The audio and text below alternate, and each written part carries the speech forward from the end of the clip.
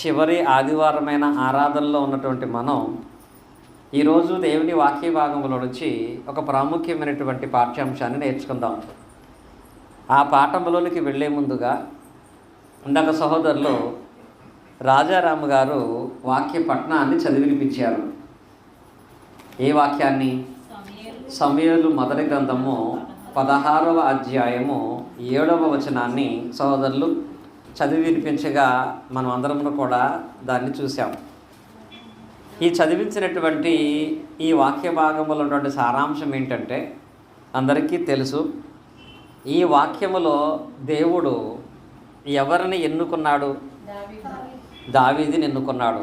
మీకు బాగా పరిచయం ఉన్నటువంటి సందర్భం కాబట్టి చాలా సంతోషం.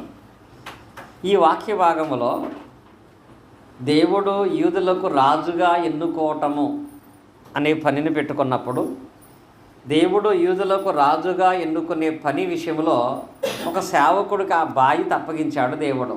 ఎవరికంటే సమూయేలు గారికి. సమూయేలుకి ఈ బాధ్యతను అప్పగించి దేవుడు హెచ్చించేటువంటి, దేవుడు రాజుగా చేసేటువంటి, దేవుడు దీవించేటువంటి వ్యక్తిని కనుగొనమంటే సమూయేలు గారు వెళ్ళి మనుషుల యొక్క ఆలోచన ప్రకారంగా ఆలోచించాడు. అంటే ఏదైనా ఒక దాని కొరకు ఎన్నుకొనబడాలి అంటే ఎవరిని ఎన్నుకుంటారు? ఒక పని కొరకు కానీ, ఒక పదవి కొరకు కానీ, దేని కొరకైనా ఎన్నుకోవాలంటే ఎవరిని ఎన్నుకుంటాం మనం? ఒకటి, అతని యొక్క ఆరోగ్యము, అతని బలాన్ని చూసి అతను ఆ పనికి పనికొస్తాడు అనుకుంటాం. అతనుకున్న చదువును చూసి అతను ఆ ఉద్యోగానికి పనికొస్తాడు అనుకుంటాం. సమూయేలు గారు కూడా యెషయా గారి ఇంటికి వెళ్ళి దేవుడు ఎవరిని ఎన్నుకుంటాడంటే మంచి ఎత్తున్న వాళ్ళని ఎన్నుకుంటాడు. దేవుడు ఎవరిని ఎన్నుకుంటాడంటే మంచి బలం ఉన్నటువంటి వాళ్ళని ఎన్నుకుంటాడు అనుకున్నాడు సమూయేలు గారు. అప్పుడు దేవుడు అన్నాడు, దేవుడైన యెహోవానైన నేను మనుషులు లక్ష్య పెట్టే వాటిని నేను లక్ష్య పెట్టను. దేవుడు దేనిని లక్ష్య పెట్టేవాడై ఉంటాడు అన్న వాక్యంలో ఉంటుంది. మనుషులు పైరూపము లక్ష్య పెడుతురు కానీ దేవుడు ఏం కనపడతాడా? దేవుడు హృదయాన్ని లక్ష్య పెట్టును. దేవుడు దేన్ని చూస్తాడంటే మనిషి యొక్క హృదయాన్ని చూస్తాడు. హృదయాన్ని లక్ష్య పెట్టేటువంటి వాడు దేవుడు అయి ఉన్నాడు. హృదయం అంటే దానికి పర్యాయ పదాలుగా మనస్సుని దేవుడు లక్ష్య పెడతాడు. దేవునికి కావలసింది మనసు. దేవుడు చూసేది మనసుని, దేవుడు ప్రేమించేది మనసుని. కనుక మొదట మనలో నచ్చాల్సింది ఏంటంటే మన హృదయము లేక మన మనస్సు అనేది నచ్చాలి. అది దేవుడు చూస్తాడు. కనుక అది యెషయా గారి యొక్క 7 కుమారుల్లోనూ కనపడలేదు. ఏంటిది? దేవునికి నచ్చిన మనస్సు యెషయా గారి యొక్క 7 కొడుకుల్లోనూ కనపడలేదు. ఉండటానికి మనుషులు చాలా బలం గల వాళ్ళే కానీ వాళ్ళ హృదయం దేవునికి నచ్చలా. నిజంగా వాళ్ళ హృదయము దేవునికి నచ్చదు అనటానికి ఒక ఉదాహరణగా చెప్పాలంటే, దావీదు గారు ఎవరిని చంపటానికి యుద్ధంలోకి వెళ్ళాడు? ఫస్ట్ గొలియాతును చంపటానికి వెళ్ళినప్పుడు దావీదుతో ఏ అన్నయ్య వెళ్ళాడా? ఒక్క అన్నయ్య కూడా, 7 అన్నలలో ఒక్కడు కూడా తమ్ముడు సాహసం చేస్తున్నాడని సహకరించడానికి ఎవ్వరూ వెళ్ళలేదండి. నిజంగా ఇబ్బందుల్లో ఉన్నాడు, లేకపోతే తనకు మించిన ప్రయత్నాన్ని చేస్తున్నాడు, మనం కూడా సహకరిద్దామని ఒక్క అన్నయ్య కూడా వెళ్ళలేదు. కనుక వాళ్ళ స్వభావం గొలియాతుతో దావీదు యుద్ధం చేసినప్పుడు కనపడింది మనకి. కానీ దేవుడికి ముందే తెలిసిపోయింది కనుకనే ముందే దేవుడు 7 దేవుడు ఎన్నుకోలేదు. బాలుడైనా దావీదు హృదయం మంచిది, చిన్నవాడైనా దావీదు మనసు మంచిది. కనుక బాలుడుగా చిన్నవాడుగా ఉన్న దావీదునే దేవుడు అభిషేకించాడు, దావీదునే దేవుడు రాజుగా చేశాడు, దావీదును బట్టి తన కుటుంబాన్ని అంతటిని దేవుడు దీవించాడు. అలాగే ఈరోజు మనల్ని కూడా దేవుడు చూస్తున్నప్పుడు మనందరికీ కూడా మనసు ఉంది. మనసు లేనటువంటి వాళ్ళు ఎవ్వరూ లేరు. మనసు లేనటువంటివి ఏంటో తెలుసా? రాళ్ళకి మనసు ఉండదు. ఉంటుందా? కనుక మనం రాళ్ళం కాదు, మనుషులం. మనందరికీ మనసు ఉంటుంది, ఆలోచించే జ్ఞానం ఉంటుంది. కానీ మనుషులందరము మనసును కలిగి ఉన్నాము. కానీ మనుషులలో దేవునికి 2 రకాల మనసులు కనపడతాయి ప్రధానంగా. ఆ 2 రకాల మనసులను గురించి ఈరోజు మనం ఆలోచించుకుంటాం. మొట్టమొదటగా బోర్డు మీద రాశాను 2 మనసులు. దేని గురించి? ఒకటి మాయ మనసు, 2 మారు మనసు అని 2 మనసులు ఉంటాయి. మాయ మనసు, మారు మనసు. మాయ మనసు అంటే ఏంటి? మాయ మనసు అంటే వీడు మాయలు చేస్తాడంటే ఏంటి? మాయ మనసు అంటే మోసం చేసే మనసు అని. దాని అర్థం ఏంటంటే లేని దానిని ఉందని చూపించే మనసు మాయ మనసు అంటే. మాయ మనసు అంటే తెలుసా? వాస్తవంగా మనసులో ఉండదు, కానీ మాటల్లో మాత్రం అది నాకు ఉందని చూపిస్తాడు. అది మాయ మనసు. ఇలా చాలామంది మనుషుల దగ్గర చూపిస్తారు, దేవుని దగ్గర కూడా చూపించే వాళ్ళు ఉన్నారంట. మాయ మనసు అంటే మనసులో ఉండదు అంత ప్రేమ, కానీ పెదాలు మాత్రం అంత ప్రేమ మాట్లాడుతూ ఉంటారు. మనసులో ఉండదు అంత శ్రద్ధ, కానీ పెదాలతో మాత్రం వాళ్ళ మీద అంత శ్రద్ధ ఉన్నట్లుగా ప్రవర్తిస్తూ ఉంటారు. ఇలాంటి మాయ మనసు కలిగినటువంటి వారి గురించి యేసుక్రీస్తు వారు కూడా జ్ఞాపకం చేశారు. మాయ మనసు కలిగిన వారి గురించి మార్కు సువార్తలో 12వ అధ్యాయము 40వ వచనములో, లూకా సువార్త 20వ అధ్యాయం 47వ వచనములో 2 వచనాలలో ఒకే విషయాన్ని యేసుక్రీస్తు వారు ప్రస్తావించారు. రెండిట్లో ఏది చదివినా పర్వాలేదు. మార్కు సువార్త 12వ అధ్యాయం 40వ వచనము కానీ, లూకా సువార్త 20వ అధ్యాయము 47వ వచనము కానీ, ఇదివరాండ్ల ఇండ్లు దిగమింగుచు మాయా వేషముగా దీర్ఘ ప్రార్థనలు చేయుదురు, వీరు మరీ విశేషముగా శిక్ష పొందుదురు. ఇక్కడ ఈ వాక్య భాగంలో చూడండి, వీళ్ళ ఏ వేషం అంట? మాయా వేషము. పైగా వీళ్ళు ఎప్పుడు చేసేదేంటి? దీర్ఘ ప్రార్థనలు చేస్తారంట. ఏ ప్రార్థనలు? దీర్ఘ ప్రార్థనలు చేసేవాళ్ళ కనపడతారు మనుషులకి. దీర్ఘ ప్రార్థనలు చేసేవాళ్ళుగా. ప్రార్థన చేయటం ప్రారంభిస్తే గంట సేపు ప్రార్థన చేసే కుటుంబాలు ఉంటాయి.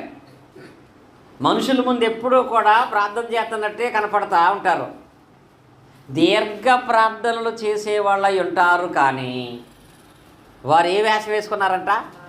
మాయా వేషము వేసుకొని వేద విధవరాల యొక్క ఆస్తిని వాళ్ళు దోచుకునేటువంటి వాళ్ళు అయి ఉంటారంట. లేని వాళ్ళని, బలహీనులను, అక్కర కలిగి ఇబ్బంది పడుతున్న వాళ్ళని బాధ పెట్టే పని చేసేటువంటి వాళ్ళగా ఉంటారు. వీరెవరంటే మాయా వేషము వేసుకున్నటువంటి వారైన వారు.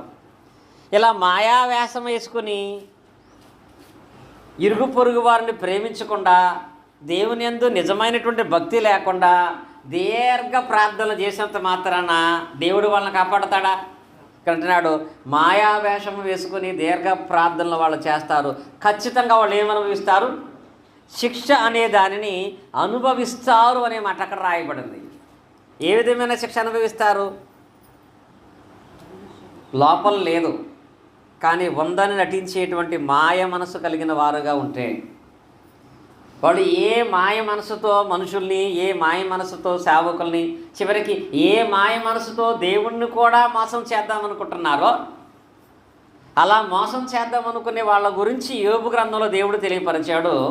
ఎవరైతే మాయ మనసు చేస్తూ మాయ చేస్తారో వాళ్ళు కూడా అదే మాయ చేత నాశనం అయిపోతారంట. చూడండి, యోబు గ్రంథం చూసినట్లయితే యోబు గ్రంథములో 15వ అధ్యాయము 31వ వచనాన్ని మనం జ్ఞాపకం చేసుకున్నట్లయితే, యోబు గ్రంథము 15వ అధ్యాయము, వారు మాయను నమ్ముకుందురు గనుక వారు మోసపోయిన వారు, మాయయే వారికి ఫలమగును. ఇప్పుడు ఇక్కడ చూడండి, ఇక్కడ వారు మాయ చేయువారై ఉంటారు కనుక, మాయ చేసేవాళ్ళు ఏం చేస్తారంటే అక్కడ మోసము చేయువారు కనుక చివరికి వాళ్ళకు కూడా వచ్చే ఫలితం ఏంటి? వాళ్ళకు కూడా కలిగేది కూడా మాయే. అందరినీ మాయ చేసి దేవుని కూడా మాయ చేసి భక్తి గలవాడని ముసుగేసుకుని ఉంటున్నారేమో. మీరందరినీ మాయ చేస్తే చివరికి కూడా మీరు కూడా అదే మాయలో పడిపోతారు. నువ్వు ఏది బ్రతుకుతున్నావో తిరిగి నీ బ్రతుకులో అదే దేవుడు చూపిస్తాడండి. కనుక మంది మాయ మనసా, మారు మనసా అనే దాన్ని మనం జాగ్రత్తగా పరిశీలన చేయాలి. ఎలా మనం క్రైస్తవులమని చెప్పుకుంటూ బ్రతుకుతున్నాం? నటిస్తున్నామా? లేకపోయినా ఉందని చూపిస్తున్నామా? పైకి భక్తి గలవాళ్ళంగా మనం ఉన్నామా? అలా కలిగి ఉంటే దేవుడు కూడా పై మాటలే చెప్తాడు మీకు. చాలామందికి ఈ రోజుల్లో బైబిల్ గ్రంథం అనేది పై మాటలుగా ఉండిపోతుంది. మాటలు మాత్రమే వింటున్నాము కానీ దాని కార్యాల జీవితంలో చూడలేకపోతున్నాం. కారణం ఏంటో తెలుసా? దేవుని వాక్యం కూడా పై మాటలుగానే ఉండిపోతుందంటే నీవు కూడా ఎలా ఉండటాన్ని బట్టి పై భక్తి మాత్రమే కనపరుస్తున్నారు చాలామంది అంట. పై భక్తిని కనపరుస్తున్నారు కాబట్టి దేవుని మాటలు కూడా పైనే ఉండిపోతున్నాయి. నీవు మాయావేషము ధరించుకుంటే చివరికి నీ పతనము కూడా మాయావేషము ద్వారానే అయిపోతుంది. అదే నిన్ను అంతం చేసేటువంటి స్థితికి తీసుకెళ్ళిపోతుంది అన్న మాట తెలియపరుస్తున్నాడు. ఈ మాయావేషం వేసుకుని ప్రవర్తించే వాళ్ళు ఎలా ఉంటారంటే సామెత గ్రంథం చూడండి 24వ అధ్యాయము 26వ అధ్యాయం. సామెతల గ్రంథములో 26వ అధ్యాయం మనం చూసినట్లయితే 24వ వచనములో మనం ఒక్క వాక్య భాగం చదువుకుందాం. పగవాడు పెదవులతో మాయలు చేసి అంతరంగములో కపటము దాచుకొనును.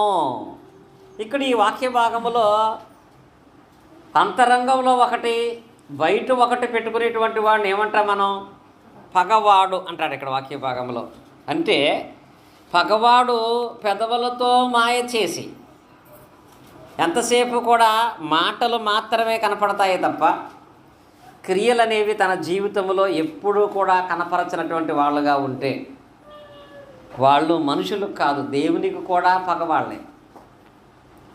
పగవాడిని మనుషులు ఎలా చూస్తారో దేవునికి పగవాడుగా ఉంటే కూడా దేవుడు అలాగే ద్వేషిస్తాడు. మాటలతో మాత్రమే ప్రేమను వలకపోసేటట్లుగా, దేవుని యందు విశ్వాసాన్ని కనుపరిచినట్లుగా ప్రవర్తించేటువంటి వారుగా ఉంటే ఖచ్చితంగా వాళ్ళు దేవుని నుండి త్రోసివేయబడతారు అనే మాటను అక్కడ ఆ వాక్య భాగంలో మనం చూస్తున్నాం. పగవాడు పెదవులతో మాయలు చేసి. ఎప్పుడైనా అలా చేసినటువంటి దినాలు ఈ సంవత్సరంలో మనకున్నాయా? ఉద్దేశం అనేది మనకు ఉండదు, అది చేయాలని ఉండదు, అక్కడికి వెళ్ళాలని ఉండదు, అలా బ్రతకాలని ఉండదు, కానీ అలా చేస్తున్నానని అలా చేస్తానని అని మాట్లాడే మాటలు మనలో ఉంటాయి. మనసులో నిజమైన ఉద్దేశం ఉంటే ఆ కార్యము సంపూర్ణంగా వెంటనే జరిగిస్తాం. ఉద్దేశం లేకపోయినా పదే నేను ఉంటాను, నేను చేస్తాను అంటున్నామంటే అది ఏ వేషం? మాయా వేషముగా పరిగణించబడి దేవుని దృష్టిలో అది ఒక నేరంగా ఎంచబడింది. పగవాడు ఎప్పుడూ కూడా ఎలా ఉంటాడంటే నిన్ను చంపేస్తాను అంటండి, నిన్ను కొడతాను అండవు. కొడతాననేవాడు, తిడతాననేవాడు నిన్ను బాగు చేసేవాడే. పగవాడు ఎప్పుడు ఏం కోరుకుంటాడు? మన నాశనాన్ని కోరుకుంటూ నువ్వు చివరికి గోతులో దిగిపోతున్నా అది మంచిదే, నువ్వు వెళ్ళిపోవచ్చు, చాలా మంచిది అంటాడు. ఎందుకని? వాడిని నాశనాన్ని కోరుకుంటున్నాడు కాబట్టి.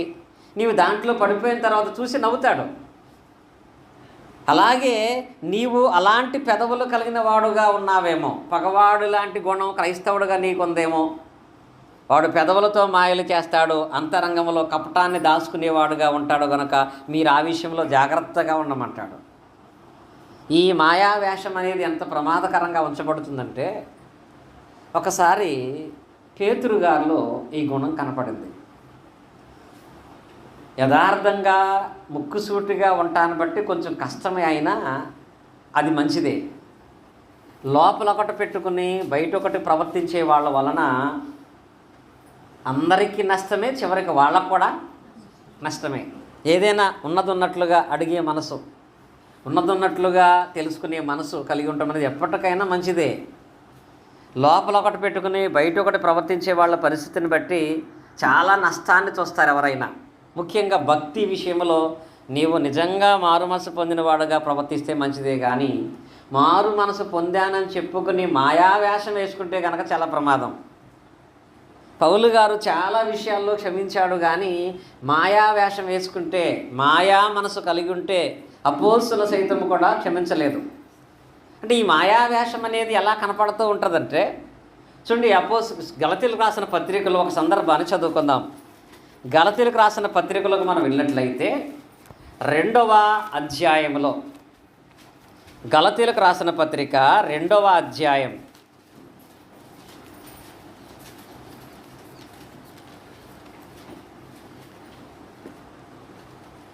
11వ వచనం చూసినట్లయితే, అయితే కేఫా అంతియొక్కయాకు వచ్చినప్పుడు, కేఫా అంటే ఎవరు? పేతురు గారు. అతడు అపరాధిగా తీర్చబడిన గనుక, అంటే కేఫా ఒక తప్పు చేసినట్లుగా పౌలు గారికి కనపడింది. పేతురు గారు ఒక తప్పు చేసినట్లుగా అపరాధిగా తీర్చబడ్డాడంట. అప్పుడు పౌలు గారు ఊరుకున్నాడా? నేను ముఖాముఖిగా అతన్ని ఎదిరించి తిని ఏలయనగా యాకోబు నొద్ద నుండి కొందరు రాకమునుపు అతడు అన్యులతో భోజనము చేయుచుండెను గాని వారు రాగానే సున్నతి పొందిన వారికి భయపడి వెనుక తీసి వేరైపోయెను. తక్కిన యూదులు అతనితో కలిసి మాయావేషము వేసుకునిరు గనుక బర్నబా కూడా వారి వేషధారణ చేత మోసపోయినని ఉంటుంది వాక్యభాగంలో. ఇక్కడ ఏ వేషం అంటది? మాయావేషం. మాయావేషం అంటే ఏదో లోకానుసారంగా మేకప్లు వేసుకొని రకరకాల దుస్తులు ధరించుకొని దండలు వేసుకుని ఆ వేషం కాదండి. మంచి విశ్వాసులుగానే కనపడతారు కానీ తగుమాత్ర వస్త్రాలే ధరించుకుంటారు కానీ వారి లోపల మాయావేషం కనపడుతుందంట. ఇక్కడ ఒక చోట పేతురు గారి దగ్గర కనపడింది. వెంటనే పౌలు గారు గద్దించాడు. ఈ మాయావేషం అనేది అసలు సేవకుళ్ళు అసలు ఉండకూడదు, విశ్వాసులే భ్రష్టులైపోతారు కదా, సేవకుడుగా నీకు అది ఎందుకుంది అని పేతురు గారిని గద్దించాడు. పేతురు గారి దగ్గర అది కనపడింది ఏంటో తెలుసా? పేతురు గారు ఒక యూదుడు. ఎవరై ఉన్నాడు? యూదుడై ఉన్నాడు. యూదుడిగా ఉన్నటువంటి పేతురు యూదుల మాటల ప్రకారముగా అన్యులతో సహవాసం అనేది చేయకూడదు. కానీ క్రొత్త నిబంధన ప్రకారముగా యూదుడు లేదు, గ్రీకేసుడు లేదు, అందరూ కూడా సమానమే. దేవుని దృష్టిలో అందరూ ఒక్కటే, మనుషులందరూ ఒక్కటే.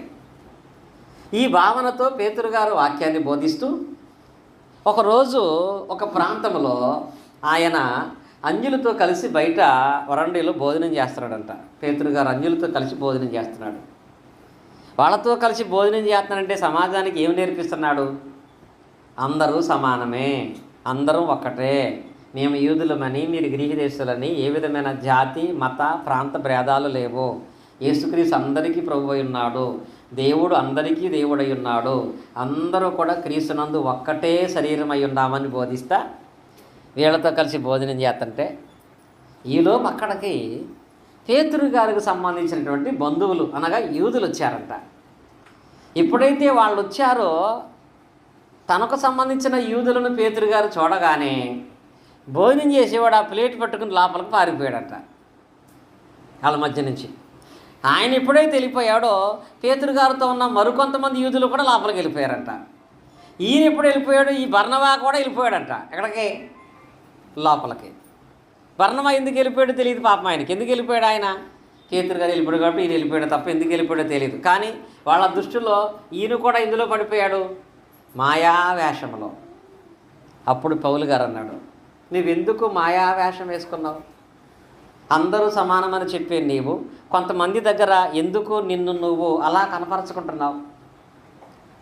నీ భక్తిని ఎందుకు భ్రష్టత్వంలోనే తీసుకెళ్ళిపోతున్నావు? చాలామంది ఈ దినాల్లో కూడా క్రైస్తవులుగా ఉన్నప్పటికీ కూడా కొన్ని అన్ని సంబంధమైన కార్యక్రమాలకు వచ్చేటప్పటికీ ఖచ్చితంగా దాంట్లో మనం చెయ్యాలి అనే ఆలోచన కలిగినటువంటి వాళ్ళుగా వెళ్ళిపోతారు. మరొకటి, వాళ్ళ యొక్క భౌతికమైన స్థితి వర్గము పెద్దదే అయినా వాళ్ళు సహవాసం చేసేటువంటి వాళ్ళు లోక సంబంధంగా చిన్నవాళ్ళే అయినా వాళ్ళ వచ్చినప్పుడు వీళ్ళకి దూరంగా ఉంటారు. ఎవరు వచ్చినప్పుడు అంటే మనుషులు చూస్తే ఒక రకంగా, మనుషులు చూడకపోతే ఒక రకంగా ప్రవర్తించే స్వభావం క్రైస్తవులుగా నీకుంటే, మనుషులు చూసినా చూడకపోయినా ఎప్పుడు ఎవరు చూస్తూ ఉంటారు? దేవుడు నిరంతరము చూసేవాడై ఉన్నాడు కదా. అసలు ప్రార్థనకు వచ్చిన తర్వాత మీరెవరు అని అడుగుతున్నాడు అంటే అసలు వాడు మాయా వేషం వేసుకున్నవాడే. క్రైస్తవుడిగా మారిన తర్వాత మీరు ఏ వర్గానికి చెందినవాడని మాట్లాడుతారంటే వాడు ఖచ్చితంగా మాయా మనసు కలిగిన వాడే. తద్వారా వాడు దేవునికి శత్రువు అవుతాడు. దేవుడు ఎప్పుడు అతన్ని ప్రేమించాడు. పేతురు అంతటి వాడే గబాలని తొందరపడి అతను ఆ ప్లేట్ పట్టుకుని లోపలికి వెళ్ళిపోతే పేతురు గారిని పౌలు గారు బయటికి పిలిచి మరీ గద్దించాడు. నువ్వెందుకు ఈ మాయా వేషం వేసుకున్నావు? ఇలాంటి వేషం వేసుకుంటే దేవుని సేవకు అసలు నువ్వు పనికిరావని. అలా పౌలు గారు పేతురు గారిని గద్దించిన తర్వాత అప్పుడు నిజమైన మంచి మనసుతో దేవునికి యోగ్యమైన మనసుతో అతను సేవలో కొనసాగుతున్నట్లుగా వాక్య భాగంలో మనమైతే చూస్తున్నాము. అలాగే ఈయన దినాన్ని కూడా ఒకవేళ మనలో మాయా మనసు ఉందా, దాన్ని మనం మార్చుకోవాలి.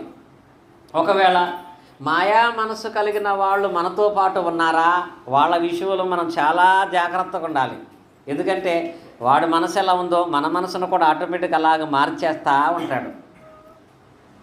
వాళ్ళ స్వభావాన్ని మనకు రుద్దే ప్రయత్నం చేస్తూ ఉంటారు. అలాంటి వాళ్ళకు నువ్వు దూరముగా ఉండటం మంచిది. అలాంటి ఆచారాలకు దూరముగా ఉండటం మంచిది.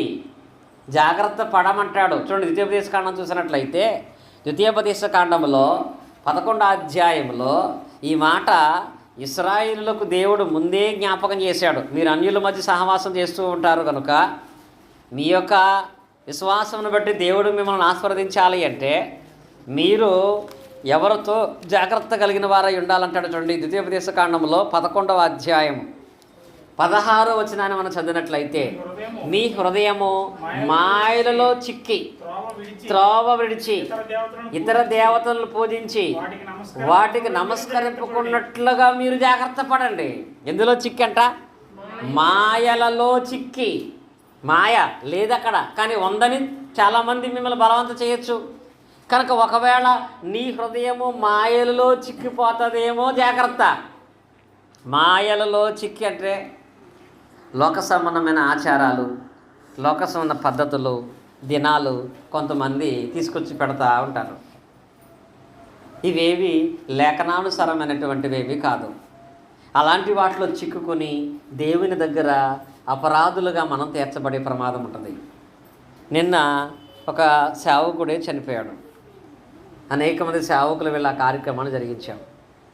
సమాధి కార్యక్రమం అయిన తర్వాత ఖచ్చితంగా అందరూ కూడా ఏం చేయాలని లోక సంబంధమైన మర్యాద, అందరూ కాళ్ళలో దిగి తలస్నానం చేసి తడి బట్టలు తెచ్చి ఇంటికి వెళ్ళి దీపం చూసి ఆ తడి బట్టలు బయటే పడేసి బయటే కొత్త బట్టలు వేసుకొని అతను ఉండాలి. అలా చేయకపోతే అది కీడు అని. ఈ విషయాల్లో ఇంకా చాలామంది ఆ బలహీనమైన మనసు కలిగిన వాళ్ళుగా ఉంటున్నారు. దాని అర్థం ఏంటంటే అక్కడికి వెళ్ళిన తర్వాత డైరెక్ట్గా ఇంటికి వచ్చేస్తే చనిపోయినాడు నీతో పాటు వచ్చేస్తాడేమో అని భయం. అక్కడికి వెళ్ళిన తర్వాత డైరెక్ట్గా ఇంటికి వచ్చేస్తే ఆ కీడు నీ మీదకి వచ్చేద్దేమో అని భయం.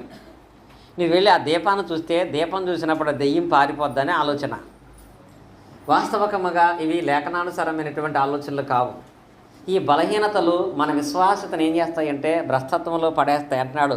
ఒకవేళ ఈ మాయా మనస్సు నీకు వస్తుందేమో, జాగ్రత్త.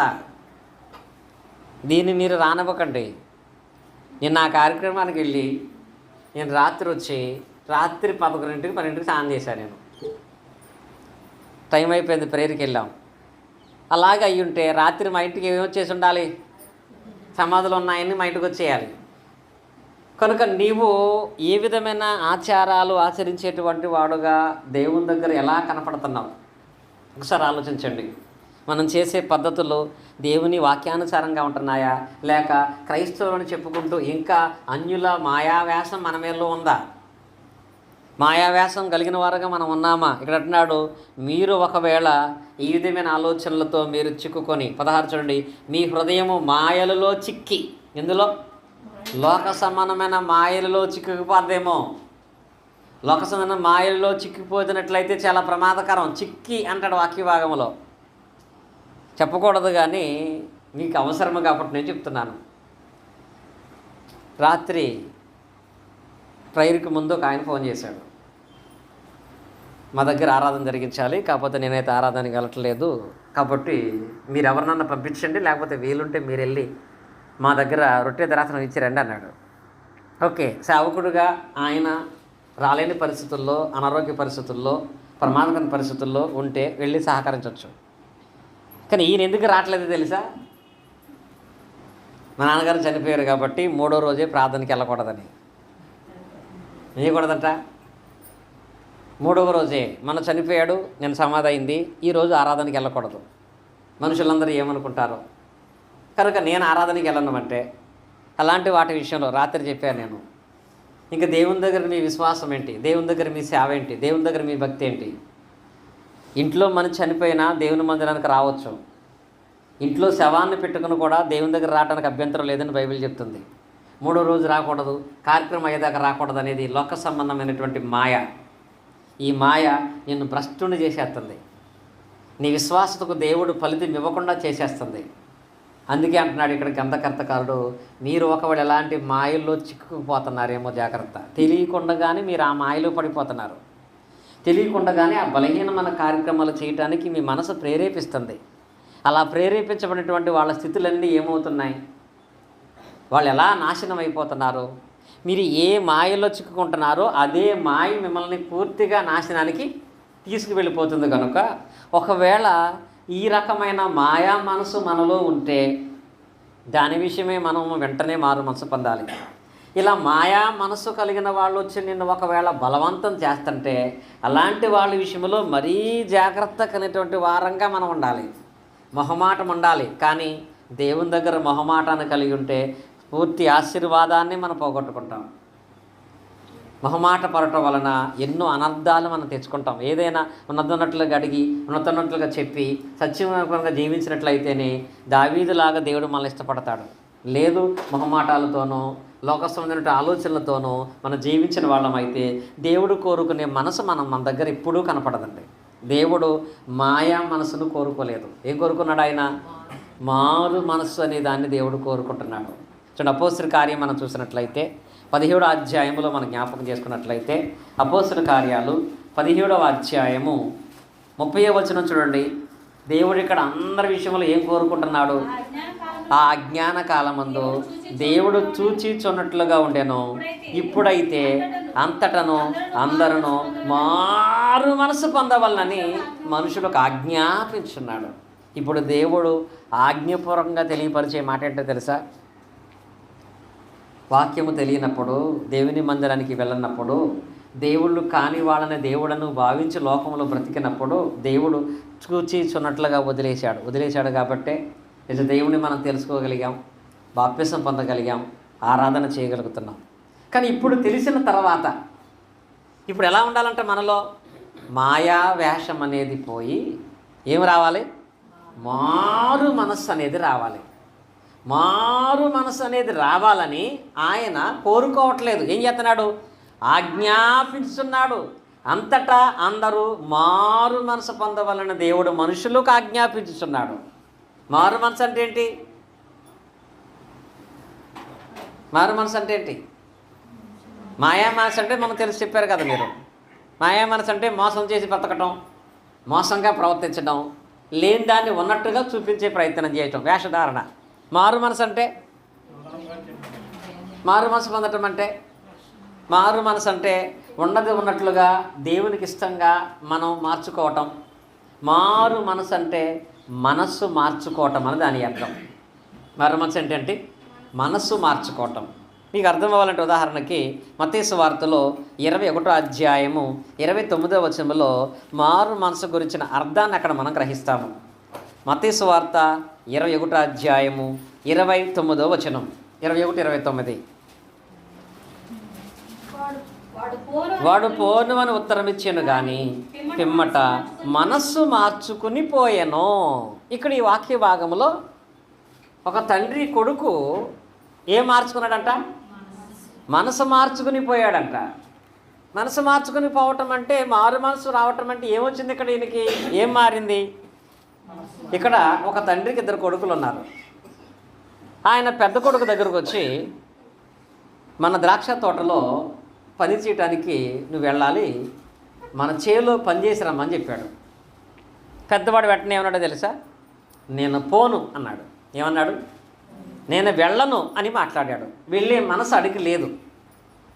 ఆ తర్వాత తండ్రి చిన్నవాడి దగ్గరకు వచ్చి, నువ్వు మన పొలంలో పని చేయడానికి వెళ్ళాలి, నువ్వు వెళ్ళమన్నాడు. చిన్నవాడు వెంటనే ఏమన్నాడంటే, నేను వెళతాను అన్నాడు.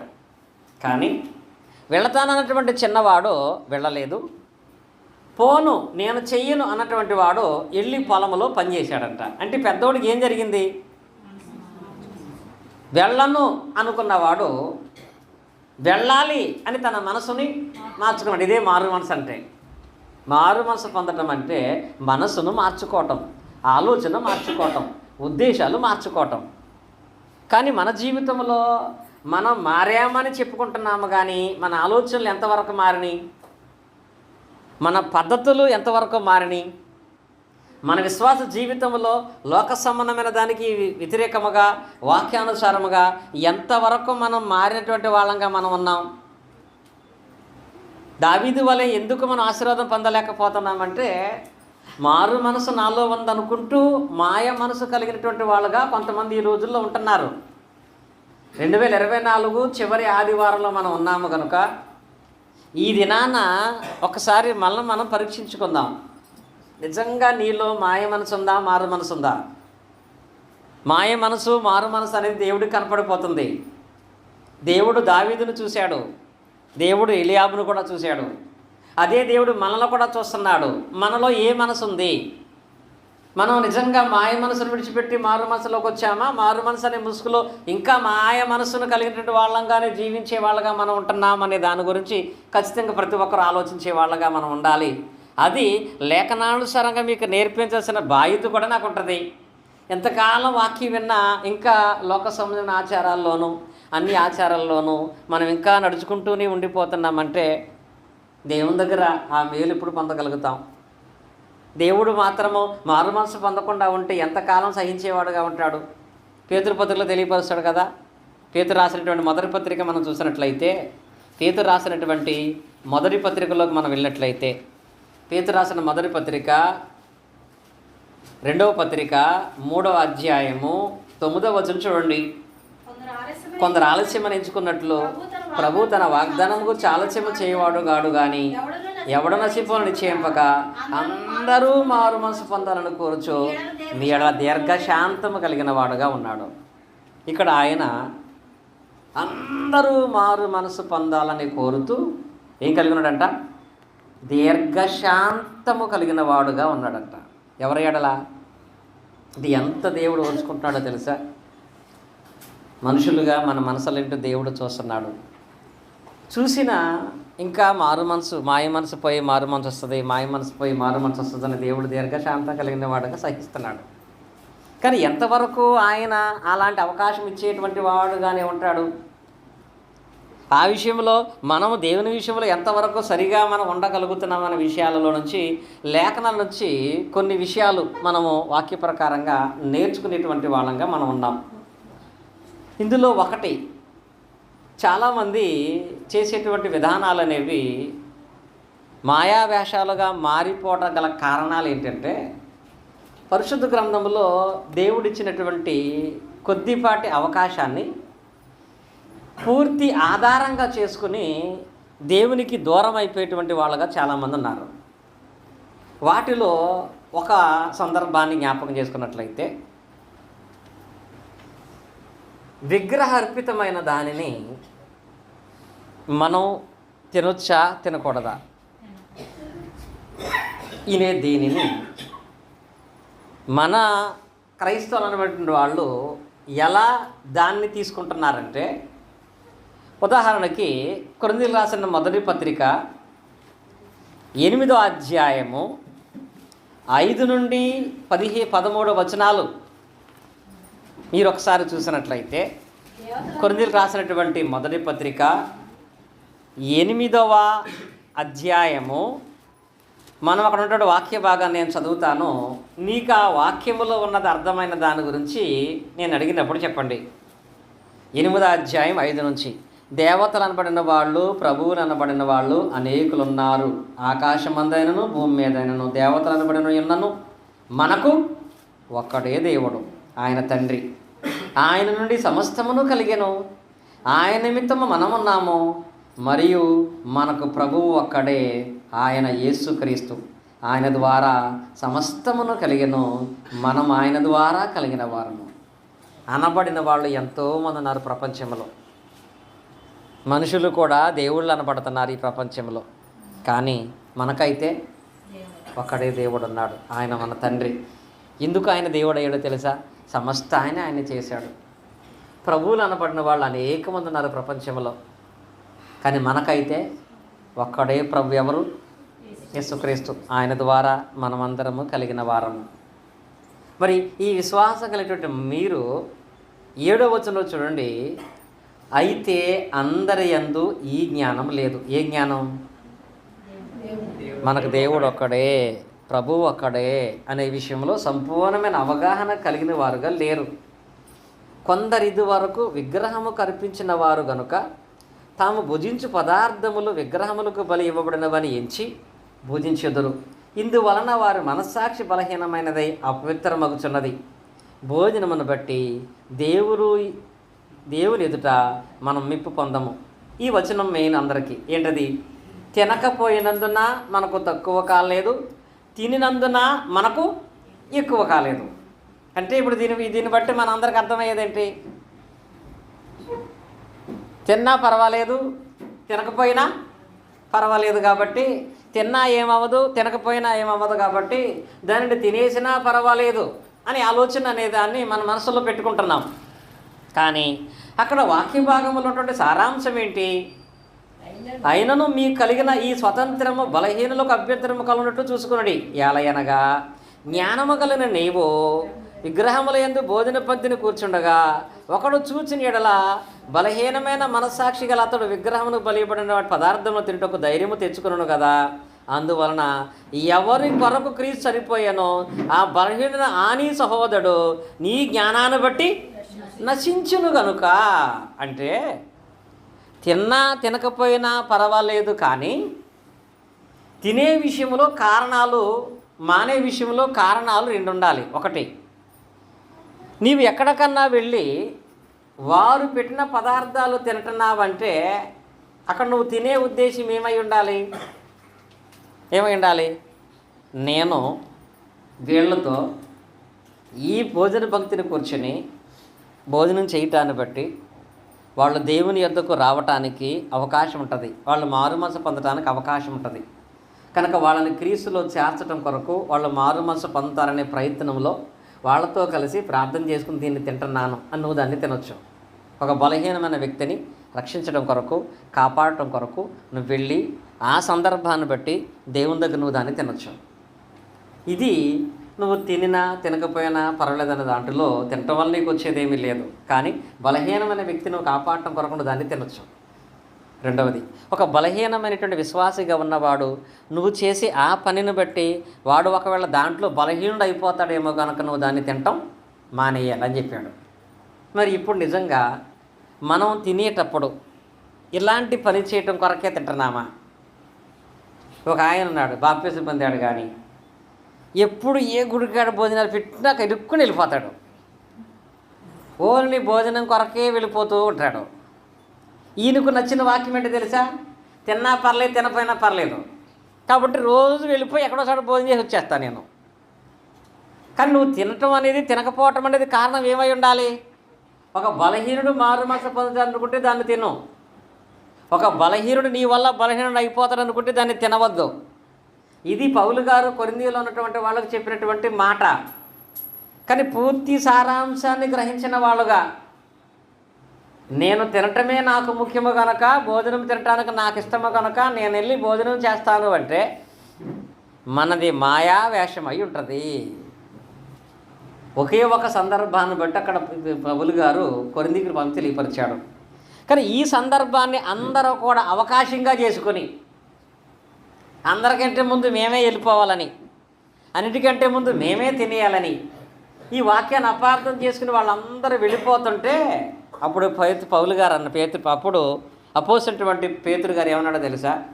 మీరు వాక్యాన్ని అపార్థం చేసుకుని మాయా మనసు కలిగిన వాళ్ళగా భ్రష్టులు అయిపోతున్నారు. కాబట్టి అపోస్తుల కార్యగ్రంథంలో వాళ్ళకి ఖచ్చితంగా ఏమని ఆజ్ఞాపించాడో చూడండి.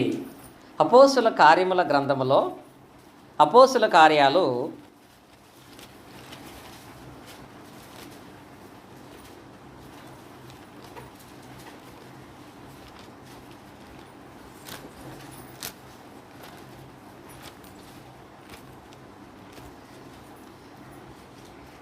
15వ అధ్యాయము 28వ వచనం చూడండి. విగ్రహములకు అర్పించిన వాటిని రక్తమును గొంతు పిచికి చంపిన దానిని జారత్వమును విసర్జించుడి. ఈ ఆవశ్యకమైన వాటి కంటే ఎక్కువ భారం మీ మీద ఏమీ మోపకూడదని పరిశుద్ధాత్మకును మాకును తోచుచున్నది. ఏమన్నాడు ఇక్కడ పేతురు గారు ఏమి తెలియపరుస్తున్నాడు ఈ వాక్య భాగంలో? మీరు వాటిని వదిలేయండి. ఏం చేయమన్నాడు? విసర్జించండి. పరిశుద్ధాత్ముడు చెప్తున్నాడంట, పేతురు గారు కాదు. పరిశుద్ధాత్మునికి మాకు తోచున్నది కనుక మీరు వాటిని విసర్జించండి. ఎందుకనగా మీరు వాటిని తీసుకునే విషయంలో అసలైనటువంటి విషయాన్ని పక్కన పెట్టేసి మీ ఆలోచనను బట్టి, మీ ఆనందాన్ని బట్టి దేవుని వాక్య నిరర్ధకం చేస్తున్నారు కనుక అలాంటి వాటిని మీరు పూర్తిగా విసర్జించండి. గొంతు పిసుకు చంపిన దాన్ని కానీ, జారత్వమును కానీ, విగ్రహమును కల్పించిన దాన్ని కానీ మీరు తినకూడదు. ఈ ఒక్కటి తప్ప దేవుడు ఇంకేమీ కోరుకోవట్లేదంట. ఏమన్నాడు అక్కడ? ఇది తప్ప నేను మరేమీ మీ ఎదుట నుండి కోరుకోవట్లేదు. వీటికి దూరముగా ఉండుటకు జాగ్రత్త పడితివా, అది మీకు మేలు, మీకు క్షేమం. దేనికి దూరంగా ఉండాలి మీరు చెప్పండి? ఒకటి. రెండవది గొంతు పీసి చంపేదానికి. మూడవది రక్తానికి, మీరు జారత్వానికి దూరంగా ఉంటే మీకు మేలు. ఎంత దూరంగా ఉంటే అంత మంచిది. తద్వారా మీ కుటుంబాలకు క్షేమము కలుగుతుంది అని ఇక్కడ ఈ వాక్య భాగంలో రాయబడింది. కనుక మనకు అనుకూలముగా వాక్యాన్ని మార్చుకుని ఈ బలహీనతను మనలో ఉంటే మనము వేషం వేసుకున్నటువంటి వాళ్ళగా, నిజంగా మన మారు మనసు లేదు, మాయావేషం కలిగిన వాళ్ళగా చేయబడిపోతామేమో. ఇంకా రెండవ దాని గురించి చాలామంది సేవకులు కూడా మాట్లాడుతున్న భయంకరమైన మాట ఏంటో తెలుసా? మందు తాగొచ్చా తాగకూడదా? తాగొచ్చా? కానీ కొంతమంది విశ్వాసులు, సేవకులు కూడా భయంకరమైన తాగుబోతులుగా ఉన్నారు. వాళ్ళకు కూడా బైబిల్ ఆధారం తెలుసా? బైబిల్ ఒక వచనాన్ని పట్టుకొని ఇష్టం వచ్చినట్టు తాగేస్తున్నారు. ఒక ఆయన చాలా బాధేసింది నాకు. ఆదివారం ఆరాధన అయిపోయిన తర్వాత సాయంత్రం 5ంటికి కూర్చుని మందు తాగుతున్నాడంట. విశ్వాస వచ్చి బయట గుమ్మం కాడ నుంచి ఉంటే పలానా ఆయన వచ్చాడంటే, ఇప్పుడు వచ్చాడా, కూర్చోమనుకో సేపు అన్నాడంట. కాదు, అతను సంఘానికి ఎంతో సహాయం చేస్తాడు, అతని సంపాదనలో 10% దేవుడికి ఇచ్చేస్తాడు. ఆయన వచ్చాడు, ఆయన అలా కూర్చోబెట్టడం మర్యాద కాదంటే ఆడొక్క డబ్బులు ఇస్తేనే తాగుతున్నా నేను అన్నాడంట. ఇది వాస్తవంగా జరిగిందండి. మా రత్నం గారి ఏరియాలో సేవకుడు ఆయన, తెలుసా, నాకు చెప్పారు మొన్న. అంటే అలాంటి సేవకులకి, అలాంటి మాట్లాడే వాళ్ళకి ఉన్నటువంటి వాక్యం యొక్క ఆధారం ఏంటో తెలుసా? తిమోతి పత్రికలో 5వ అధ్యాయము 23వ వచనం. తిమోతికి రాసిన పత్రిక 5వ అధ్యాయము 23వ వచనం. ఇక మీదట నీళ్ళే త్రాగక నీ కడుపు జబ్బు నిమిత్తము తరచుగా వచ్చు బలహీనత కోసము ద్రాక్షారసము కొంచెముగా పుచ్చుకొనుము. ఇక్కడ ఏముంది వాక్యంలో? పర్లేదు, దేవుడే చెప్పాడు నువ్వు ద్రాక్షరసం కొంచెంగా తాగమని. మరి ఆ వాక్యాన్ని బట్టి మేము తాగుతున్నాం, తప్పేమీ లేదని. అసలు ఈ వాక్యం ఎవరికి చెప్పబడింది, ఏ ఉద్దేశంతో చెప్పబడింది, ఎవరు చెబుతున్నారనే దాని కూడా అవగాహన లేని పరిస్థితి అండి. ఏం పర్లేదు, కొంచెం తాగమన్నారు కదా అని చెప్తారు అందరండి. అంటే స్వార్థం కొరకు మనుషులు వాడుకునేటువంటి పదాలు వాక్యములు అపార్థం చేసుకుని మాయావేషము కలిగిన వాళ్ళగా భ్రష్టులు అయిపోవటం. ఇక్కడ తిమోతి గారు దేవుని పరిచర్య చేస్తాడు, కానీ ఆయనకి భయంకరమైన కడుపు జబ్బు ఉందండి. అసలు ఆ బాధ వచ్చినప్పుడు తట్టుకోలేడు. దేవుని సేవ ఘనంగా చేస్తాడు, కానీ అది వచ్చినప్పుడు అతను ఏమాత్రం ఉపశమనం పొందలేడు, దాన్ని తట్టుకోలేడు. అప్పుడు పౌలు గారు ఏమన్నాడంటే, నీకు తరచుగా కడుపు జబ్బు వచ్చి చాలా బాధపడుతున్నావు, నీకున్న ఆ జబ్బును బట్టి నీళ్లు మాత్రమే కాకుండా ఏం తీసుకోమన్నాడు? ద్రాక్షారసమును ఎలా తీసుకోమన్నాడు? కొంచెముగా నీవు తీసుకోమన్నాడు. అంటే తిమోతికి చెప్పిన మాట, నీకున్న జబ్బును బట్టి దాన్ని కొంచెంగా తీసుకోమన్నాడు.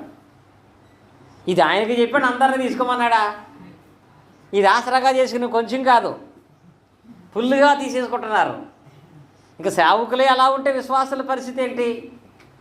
ఇలా వాక్యాన్ని అపార్థం చేసుకుని కొంచెం కొంచెంగా తీసుకోమన్నాడు కాబట్టి మద్యం కూడా తాగినా పర్వాలేదు అని భావించేటువంటి వాళ్ళు కొంతమంది దేవుని వాక్యానికి వ్యతిరేకంగా ఆలోచిస్తున్నారు.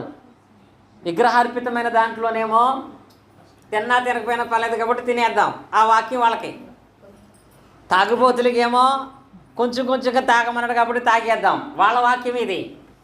అసలు ఇలాంటి పనుల విషయంలో పరిశుద్ధాత్ముడు ఏమని గద్దించాడు? పౌలు గారు తిమోతికి ఆ సలహా ఇచ్చాడు, కొంచెం కొంచెంగా నీకున్న జబ్బును బట్టి నువ్వు తాగని. కానీ పరిశుద్ధాత్ముడు సంఘం అంతటికి ఏమని హెచ్చరిక చేశాడో చూడండి. ఎఫెసీ పత్రిక 5వ అధ్యాయం మనం చూసినట్లయితే, ఎఫెసీ పత్రిక 5వ అధ్యాయంలో 16వ వచనం మనం జ్ఞాపకం చేసుకున్నట్లయితే, అక్కడ ఆయన సంఘమంతటి విషయంలో చెప్పినటువంటి మాట ఏంటి? ఎలయనగా చూడండి, ఇక్కడ దినములు చెడ్డవి కనుక మీరు సమయమును పోనీయక సద్వినియోగం చేసుకుంటూ అజ్ఞానుల వలె కాక జ్ఞాను వల్ల నడుచుకున్నట్లు జాగ్రత్తగా చూచుకునుడి. ఏముండాలంటే ఇక్కడ అజ్ఞానంగా మీరు నడుచుకోకండి. తిమోతి పత్రికలో చదివినట్లుగా, కొరింథీ పత్రికలో చదివినట్లుగా అక్కడున్న ఒక వాక్యాన్ని మాత్రమే ఆధారం చేసుకుని అజ్ఞానంలో మీరు నడుచుకునేటువంటి వాళ్ళగా ఉండకండి. అజ్ఞానులే కాక జ్ఞానుల వల్ల నడుచుకున్నట్లుగా మీరు జాగ్రత్తగా చూసుకోండి. ఎందుకనగా ఇందు నిమిత్తం మీరు అవివేకులు కాక ప్రభు యొక్క చిత్తం ఏమిటో గ్రహించుడి. 18వ వచనం, మరియు మద్యముతో మత్తులై ఉండకొడి, దానిలో దుర్వ్యాపారము కలదు, ఆత్మపూర్ణులై ఉండుడి. ఇక్కడ చెప్పాడు, మద్యం అనే దాన్ని మీరు తీసుకోవద్దు. అది ఎందులో ఏంటో దుర్వ్యాపారం, అది చాలా ప్రమాదకరమైంది, నాశనాన్ని కలగజేసేది. కనుక మీరు దేవుని బిడ్డలైతే మద్యము జోలికే వెళ్ళకూడదు, అందులో దుర్వ్యాపారం ఉంది. మీరేమై ఉండాలి? ఆత్మపూర్ణులై ఉండండి, దేవుని యందు ఆనందించేవారుగా ఉండండి తప్ప మీరు మద్యముతో మత్తులై ఉండకూడమని తెలియపరిచాడు ఆయన. ఈ వాక్యం ఆయన కూడా తెలియదు. ఒక వాక్యాన్ని బట్టే అజ్ఞానంలో దేవునికి దూరమైన మనసులో నడుచుకునేటువంటి వారుగా ఉంటారు. అంటే ఈ వాక్య భాగాన్ని బట్టి తిమోతి పత్రిక చదివిన వాళ్ళు ఎఫెసీ పత్రిక చదవలేదా అంటే, తిమోతి పత్రిక చదివిన ఎఫెసీ పత్రిక చదవనట్లుగా నటిస్తారనమాట వాళ్ళు. ఏ వేషం అది? మాయావేషం. కొరింథీ పత్రిక చదివిన అపోస్తలుల కార్యం చదవనట్టుగా నటిస్తారు వాళ్ళు. ఏ వేషం అది? మాయావేషమును కలిగినటువంటి వాళ్ళముగా జీవించే వాళ్ళమై ఉంటాం. ఇంకొకటి జ్ఞాపకం చేస్తాను, బొట్టు గురించినటువంటి విషయం. ఈ విషయంలో లేఖనాలను బట్టి మనం ఎలా ప్రవర్తించేవారుగా ఉంటున్నాం. లోక సంబంధమైన విషయాన్ని బట్టి చూస్తే కొంతమంది క్రైస్తవులైనటువంటి వాళ్ళ గురించి పౌలు గారు మాట్లాడుతూ రోమీయులకు రాసిన పత్రిక 12వ అధ్యాయం 2వ వచనం చూడండి. రోమీయులకు రాసిన పత్రిక 12వ అధ్యాయం 2వ వచనం, మీరు ఈ లోక మర్యాదను అనుసరింపక ఉత్తమమును అనుకూలమునయున్న సంపూర్ణమయ్యున్న దేవుని చిత్తమేంటో పరీక్షించి తెలుసుకున్నట్లు మీరు మారు మనసు పొంది, ఏం పొందమని ఇక్కడ? మీలో మారు మనసు అనేది రావాలి. మీరు మారు మనసు పొందిన వాళ్ళగా ఉండాలి అంటే ఏది అనుసరించిన వాళ్ళగా కనపడాలి? లోక మర్యాదను అనుసరింపక అని మాట్లాడింది అక్కడ. లోక మర్యాద అనేది ఎలా ఉంది? దేవుడు ఆ లోక మర్యాదను కాక దేవునికి అనుకూలమైనటువంటి విధంగా మన మనసులో మారాలని కోరుకునే విధానంలో దీన్ని మనం ఎలా తీసుకుంటున్నాం? క్రైస్తవులు అసలు బొట్టు పెట్టుకోవచ్చా పెట్టుకోకూడదా? పెట్టుకోకూడదా? బైబిల్లో ఎక్కడా కూడా బొట్టు పెట్టుకోమని లేదు. బైబిల్ ఎక్కడో కూడా బొట్టు పెట్టుకోవద్దని కూడా లేదు. ఉందా? పెట్టుకోమని లేదు, పెట్టుకోవద్దని లేదు. కాబట్టి నా ఇష్టం అనేటువంటి స్వభావం అనేది మనుషులకు ఉంటుంది. కానీ నీవు దాన్ని పెట్టుకునే ఉద్దేశం ఏంటి? చెప్పాను కదా, మద్యం తాగటంలో ఉద్దేశం ఏంటి? నిజంగా జబ్బు వస్తే తాగుతున్నావా? కావాలని తాగుతున్నావా? విగ్రహార్పితమైన దాన్ని తిన్నా దాని ఉద్దేశం ఏంటి? ఒక వ్యక్తి మారాలని తాగుతున్నావా? ఒక వ్యక్తి భ్రష్టుడు అయిపోవడానికి ఆస్కారం చూపిస్తున్నావా? అలాగే ఈ బొట్టు విషయంలో కూడా నీ ఉద్దేశం ఏంటి? ఏమై ఉండాలని దేవుని వాక్యం తెలియపరుస్తుంది. ఒక ఉంది, బాప్తిసం పొందాలనుకుంది, దేవుని దగ్గర రావాలనుకుంది. కానీ తన భర్త మాత్రం అన్యుడిగానే ఉన్నాడు. తన భర్త తన భార్య బాప్తీసం పొందుతానంటే, నువ్వు బాప్తీసం పొందటం వల్ల నాకైతే ఇబ్బంది ఏమీ లేదు, కానీ నువ్వు బాప్తీసం పొందిన తర్వాత ఉండే విధానం నాకు నచ్చదు, అది నాకు కాదు మా వాళ్ళు ఎవరికీ నచ్చదని చెప్పాడంట. ఏంటది? బాప్తీసం పొందిన వెంటనే నగలన్నీ తీసేయాలి, బాప్తీసం పొందిన తర్వాత తెల్ల చీరే కట్టుకోవాలి, బాప్తీసం పొందిన తర్వాత బొట్టు పెట్టుకోకూడదు. ఏది తీసేసినా పర్వాలేదు. ఇప్పుడు నగలు పెట్టుకోమంతా ఇబ్బంది ఉండదు, కానీ ఒక అన్యుడికి ఏది ఇబ్బంది తెలుసా? బొట్టు పెట్టుకోకపోతే వాళ్ళు చాలా ఇబ్బంది పడతారు. అంటే ఒక రకంగా భర్త చనిపోయిన ఆలోచన వాళ్ళకి వచ్చేది, నేను చచ్చిపోయినప్పుడే కదా నువ్వు తీసేయాల్సింది. ఇప్పుడు బాప్తీసం పొందాలంటే ఆమె బొట్టు తీయకూడదు, బొట్టు తీస్తే కానీ ఈయన బాప్తీసం ఇవ్వనన్నాడు. పరిస్థితి ఎలా ఉంటుంది? పెట్టుకుంటేనేమో ఈయనతో ఇబ్బంది, తీస్తేనేమో ఆయనతో ఇబ్బంది, వీళ్ళిద్దరి మధ్య రక్షణ పొందడానికి అది ఆటంకం అవుతుంది. అలాంటప్పుడు ఏం చేయమంటాడో తెలుసా? నీవు రక్షణ పొందటంలో నీ భర్త అన్యుడిగా ఉండి అభ్యంతరం కారణమైతే నువ్వు దాన్ని పెట్టుకున్నా తప్పు లేదు అనేది మాత్రమే వాక్య భాగంలో దేవుడు చెప్పింది. అలాగూ కాదు, ఎలాగా దేవుడు ఏమీ చెప్పలేదు కాబట్టి ఆర్భాటముగా జరిగించేటువంటి వాడుగా నేను ఉంటానని. దీనికి చెప్పని ఉదాహరణకి, మన దగ్గర ఏదైనా కార్యక్రమం జరిగి ఇంటింటికి వచ్చి మనకు వాళ్ళు బొట్టు పెడతారు. వాళ్ళు పెట్టేటప్పుడు వాళ్ళ ఉద్దేశం ఏంటి?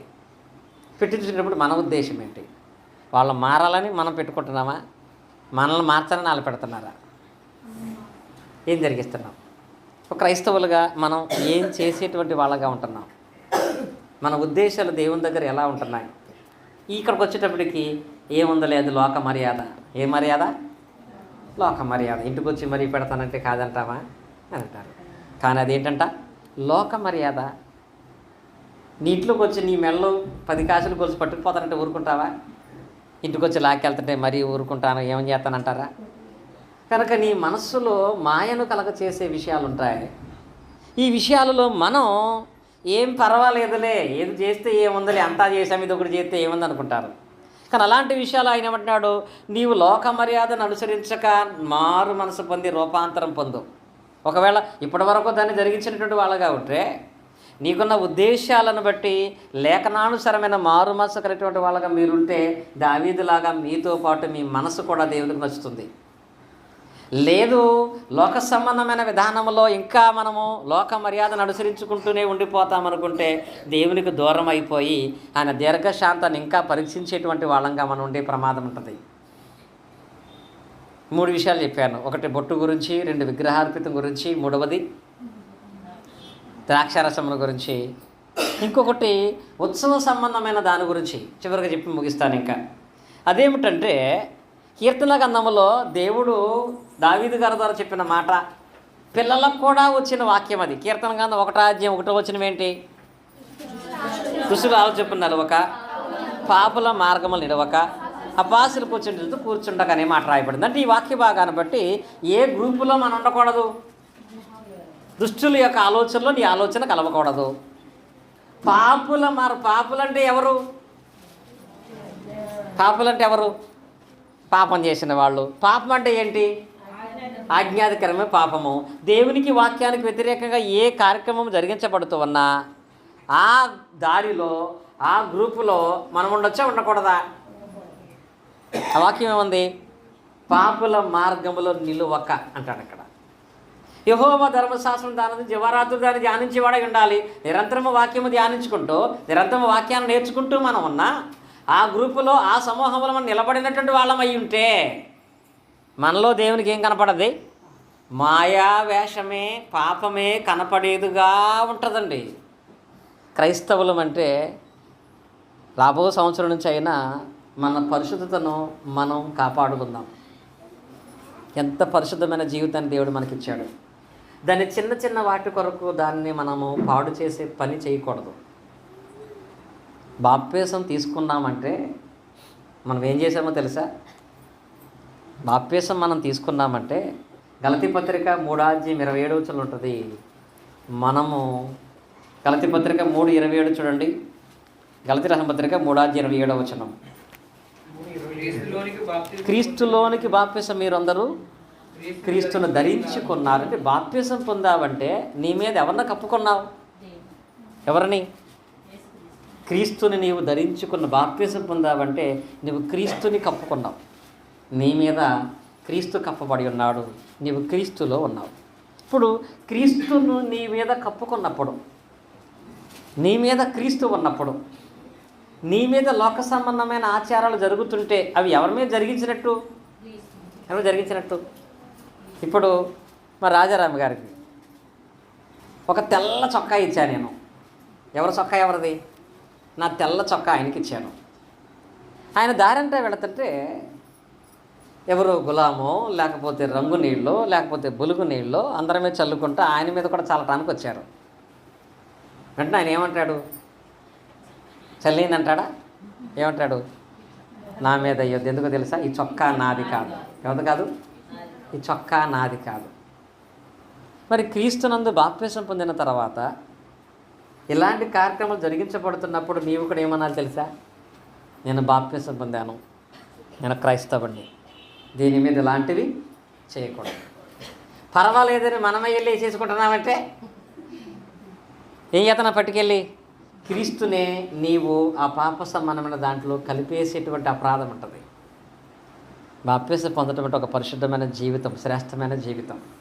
దాన్ని పట్టుకెళ్ళి ఏ గుంపులోనూ కలిపి దాన్ని పాడు చేయకూడదండి.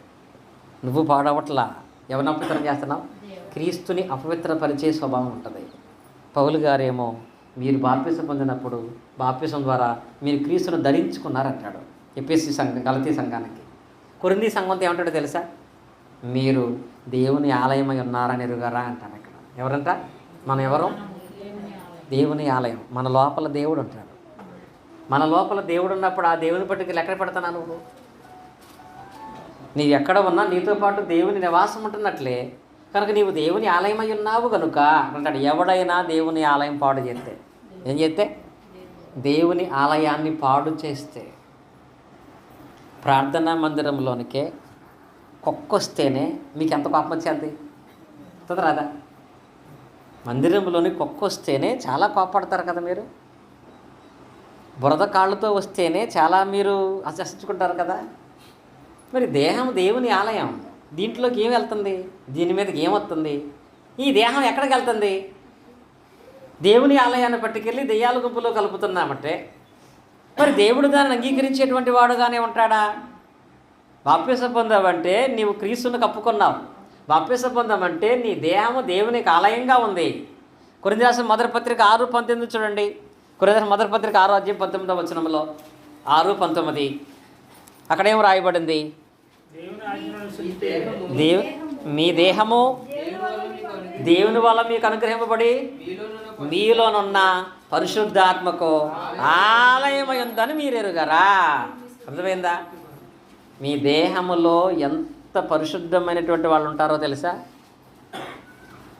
దేహము బాప్తిసం పొందినప్పుడు క్రీస్తు నీ దేహం మీద కప్పబడి ఉన్నాడు. దేవుడు నీ హృదయంలో ఉన్నాడు. పరిశుద్ధాత్ముడు నీకు దేహాన్ని ఆలయంగా అంటే ఇప్పుడు ఏదైనా పట్టుకెళ్ళి దాంట్లో నువ్వు పాల్గొంటున్నావంటే అన్ని సంబంధమైన దాంట్లో దాన్ని మీద పోయించుకుంటున్నావంటే నీవు పోస్తున్నావంటే అక్కడ ఎవరిని అపవిత్రపరుస్తున్నావు? దేవునిని, క్రీస్తుని, పరిశుద్ధాత్మని. నిన్ను పవిత్రపరిచిన వారిని నీవు అపవిత్రపరిచే ప్రయత్నం చేయకూడదు.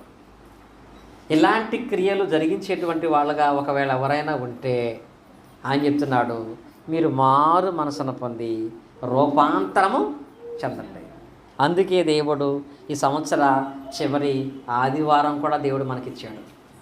చివరిగా ఈ మారు మనసును పొంది దేవుని దగ్గరికైనా మనం ఖచ్చితంగా లేఖనానుసారంగా వచ్చే వాళ్ళమై ఉన్నామా? దేవుడు అద్భుతంగా మన జీవితాలను దీవిస్తాడు. లేదా ఎప్పటికీ మన మనసులు ఆయనకి మాయ మనసులాగా కనపడతాయి. ఏ ఎండకు ఆ గొడుగులాగా, ఏ స్థలానికి ఆ స్వభావంలాగా మనం ప్రవర్తించకుండా దేవుని నమ్ముకున్నాం, బాప్తిసం పొందుకున్నాం.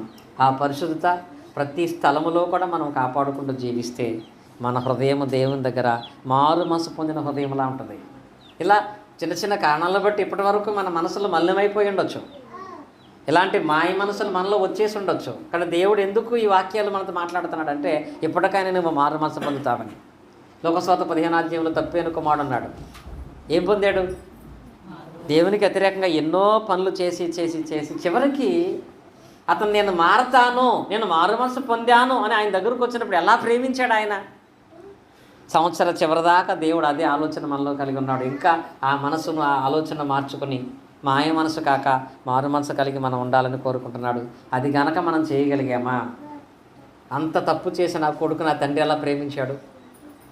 పూర్తిగా మారి రాగానే మెడ మీద పడి ముద్దు పెట్టుకొని ప్రశస్తమైన వస్త్రాలు తొడిగించి బంగారం వేసి గొప్ప విందు చేయించాడు. మన విషయంలో కూడా దేవుడు ఆనందాన్ని కోరుకుంటున్నాడు. ఆయన ఆనందపడితే మన ఆనందాలన్నీ దేవుడు సంపూర్ణం చేస్తాడు. కనుక ఒకసారి ఆలోచిద్దాం, మనం మారు మనసు కలిగిన ఉన్నామా, మాయ మనసు కలిగిన వాళ్ళంగా ఉన్నామా? దేవునికి మారు మనసు పొందిన వాళ్ళంటే ఇష్టము కనుక అట్టి మనసును సంపూర్ణంగా దేవుని కొరకు మార్చుకొని క్రీస్తులో మరింతగా మనం అందరం బలపరచబడాలని ప్రేమతో మిమ్మల్ని కోరుకుంటూ వాక్య భాగాన్ని ముగిస్తున్నాను. దేవుడి మాటలు మనందరి హృదయాల్లో ఫలింపు చేయనుగాక. ఆమేన్. ఆసక్తిగా ఉన్నటువంటి మీ అందరికీ కూడా క్రీస్తు నామమున హృదయపూర్వక వందనాలు తెలియజేస్తున్నాను.